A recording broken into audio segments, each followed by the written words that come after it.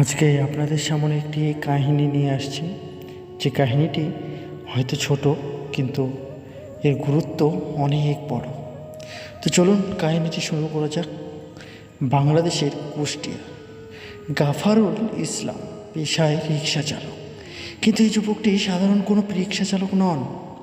গাফারুল ইসলাম কুষ্টিয়া ইসলামী বিশ্ববিদ্যালয়ের BBA honours হিসাব বিজ্ঞান বিভাগের ৩য় বর্ষের ছাত্র। তিনি মেহেরপুর সদর উপজেলার হাসনাবাদ গ্রামের দরিদ্র কৃষক আলোকচাঁদের ছেলে। আলেকচাঁদ একজন দরিদ্র কৃষক। তার পক্ষে বিশ্ববিদ্যালয়ে ছেলেকে পড়াশোনা খরচ চালানো সম্ভব নয়, কিন্তু অভাবের কাছে হার না মানা এই ছাত্র অভাবের মধ্য দিয়েই নিজের রোজগার করে কোচিং না করেই বিশ্ববিদ্যালয়ে ভর্তির সুযোগ পেয়েছেন। বাড়ি থেকে টাকা না দিতে পারায় এখন এই সাহসী যুবক জীবনের ঝুঁকি নিয়ে গভীর রাত্রে রিক্সা চালাতে থাকেন। দিনের বেলায় বিশ্ববিদ্যালয়ের ছাত্র, আর রাত্রে রিক্সা চালক। রাতের বেলায় তিনি কুষ্টিয়া রাজবাড়ী কুষ্টিয়া মেহেরপুর সড়কের রিক্সা চালান। গাফারুল ইসলাম জানান, গত ৩ বছর ধরে রিক্সা চালিয়ে যাচ্ছি আমার পড়াশোনার খরচ চালানোর জন্যে। আমার বাবা খুবই অসুস্থ,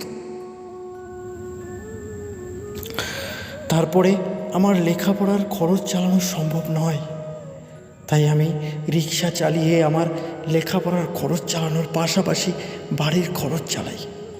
তিনি জানান, রাত্রে রিক্সা চালিয়ে আমি প্রতিদিন ৩০০ টাকা রোজগার করতাম, আর দিনের বেলায় টিউশন করি। কিন্তু কয়েকদিন ধরে রাত্রের বেলা আর রিক্সা চালিয়ে বেশি রোজগার করতে পারছি না। মহাসড়কের রিক্সা চালানোর নিষেধাজ্ঞা থাকার কারণে মহাসড়কে চলাচল করতে পারছি না, আর স্থানীয় রাস্তায় রিক্সা চালাতে গেলে পুলিশের ঝামেলা তো আছেই। গাফারুল ইসলামের বাবা আলেকচাঁদ জানান, আমরা খুব গরিব লোক বাবু, তারপরে আবার কয়েক বছর ধরে অসুস্থ আমি।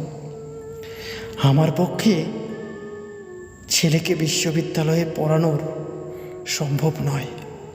সত্যি বলতে কোনো গরিব সাধারণ ঘরের মানুষ এরকম আশা হয়তো করেই না। এসব করা তাদের কাছে খুবই কষ্টকর ব্যাপার। কিন্তু গাফারুলের খুব মেধা থাকার কারণে কোনো প্রাইভেট কোচিং না করে বিশ্ববিদ্যালয়ে ভর্তির সুযোগ পেয়েছেন।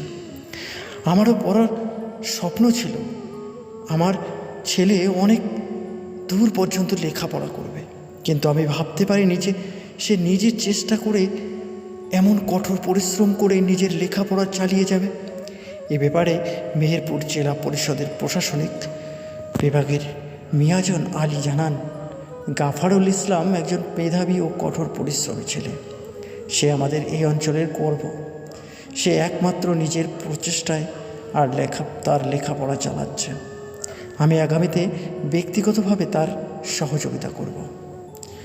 সত্যি বলতে, সাধারণ মানুষের যদি চাহিদা থাকে অনেক কিছুই করতে পারে।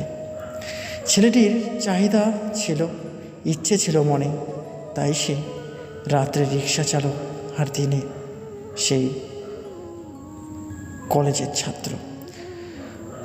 পরিস্থিতি যেমনই হোক না কেন, কষ্টের ফল একদিন না একদিন মিলবেই, তাই নিজের কাজে ধ্যান দেওয়া উচিত।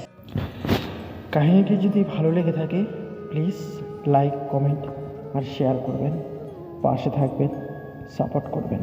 নমস্কার।